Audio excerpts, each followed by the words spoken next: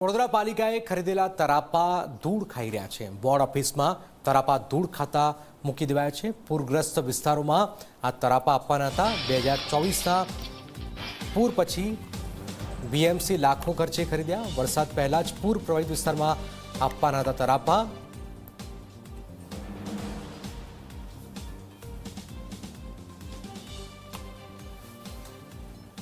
ત્યારે સવાલ એ છે કે શું પૂરના પાણી ભરાઈ જશે પછી અધિકારીઓ તરાપા આપવાના જશે? આ સૌથી મોટો સવાલ છે।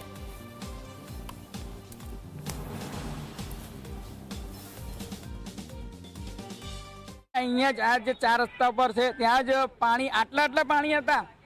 વોર્ડ ઓફિસમાં હવાય નહીં। અમે લોકો અને અમારા જાગૃતિ રાણા અમે અહીં ફરતા હતા આ વિસ્તારમાં। ખરેખર તો આ લોકોએ જે તરાપા અત્યારે પહેલાં દરેક જ્યાં પાણી ભરાય છે એ વિસ્તારો એ સોસાયટીઓમાં મૂકી દેવા જોઈએ।